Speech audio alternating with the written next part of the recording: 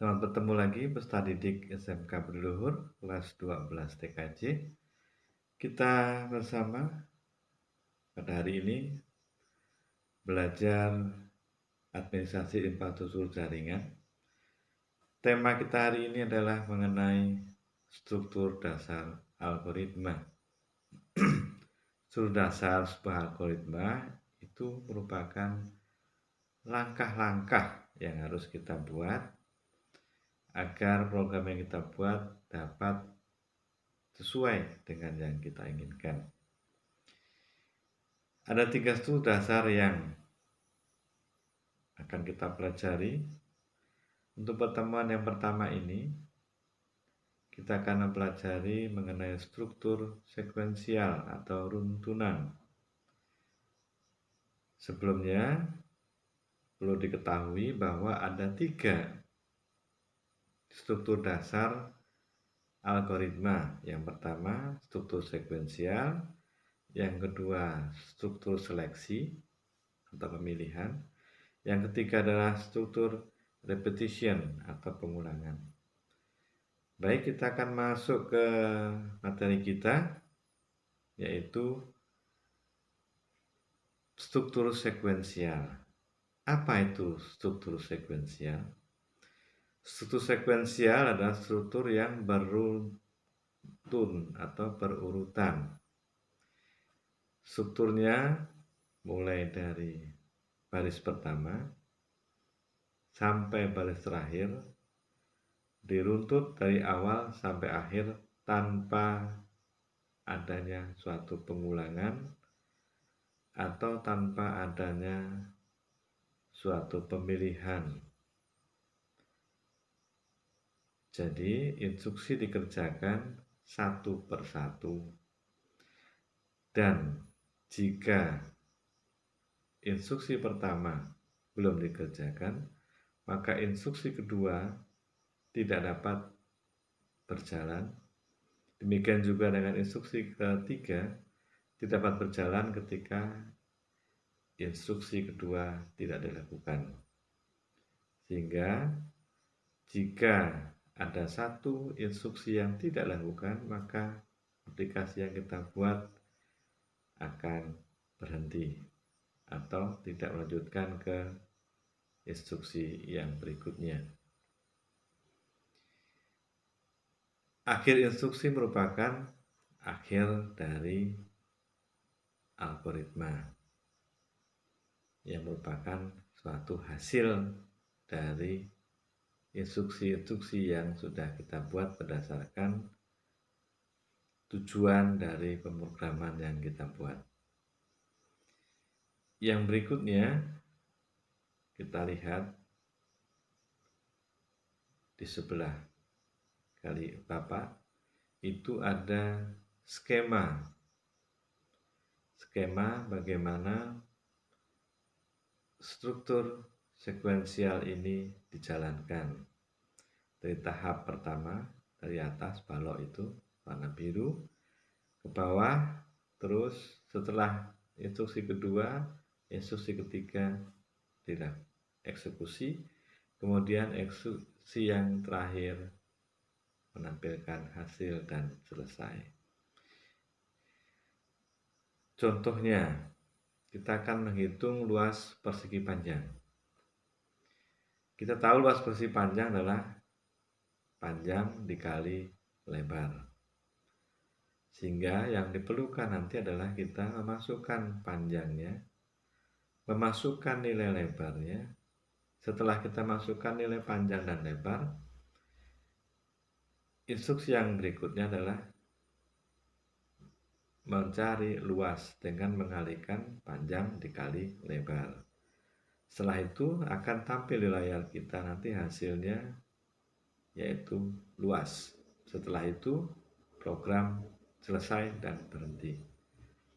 Itu yang kita akan capai dengan menghitung luas persegi panjang. Bagaimana penulisannya menggunakan flowchart? Silakan perhatikan. Yang pertama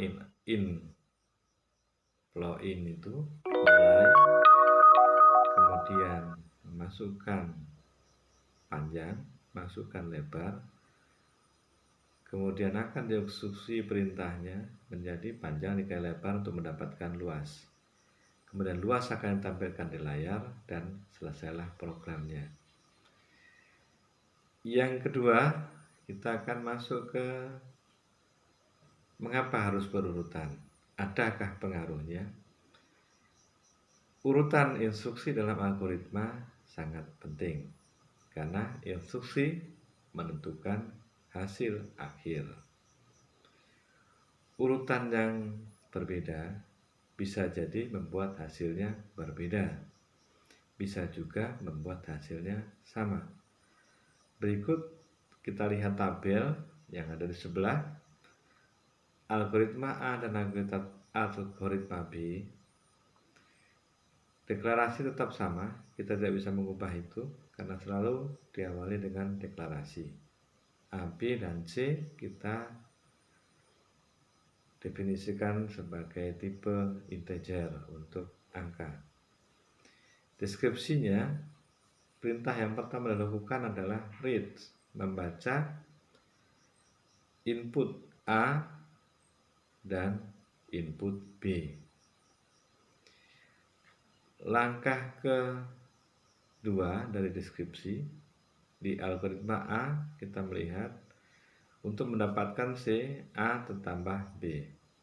Untuk di algoritma yang B, untuk mendapatkan D, kita mengalihkan A dikali B. Urutan ketiga, sebelah kiri algoritma A, kita ingin mendapatkan nilai D dengan mengalihkan A dikali B. Di algoritma B, untuk mendapatkan C, kita menambahkan A ditambah B. Urutan keempat, write, menulis hasilnya, C nilainya berapa, D nilainya berapa. Dari struktur ini, hasil yang diperoleh tetap sama karena yang diubah hanya urutan eksekusinya untuk mencari nilai C dan D. Rumus untuk mencari nilai C tetap sama, rumus mencari nilai D tetap sama, sehingga hasil akhirnya adalah tetap sama. Lain halnya dengan tabel berikut. Jika urutan pertama, kedua, dan ketiga kita ubah, yang pertama menjadi ketiga, yang kedua menjadi yang pertama, dan yang ketiga menjadi yang kedua, maka rumus ini, instruksi ini tidak akan berjalan dengan baik atau berhenti. Mengapa? Karena untuk mendapatkan nilai D harus ada nilai dari A dan B. Tidak mungkin suatu rumus mengeksekusi dirinya tanpa ada input yang kita berikan. Sehingga jika ini kita tuliskan dalam pemrograman dasar, maka program tidak akan berjalan karena tidak ada input yang diminta untuk dimasukkan. Demikian anak-anak, semoga kalian mengerti mengenai pembahasan ini. Sampai di sini pembelajaran kita.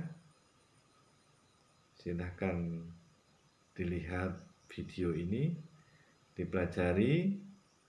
Kita akan bertemu kembali di lain kesempatan setelah nanti kita memahaminya. Minggu depan kita bersama akan belajar mengenai ini dan mencoba mempraktekannya, dan silahkan dikirimkan ke WA grup Bapak atau ke email. Terima kasih, selamat belajar, salam sehat untuk kita semua, Tuhan memberkati.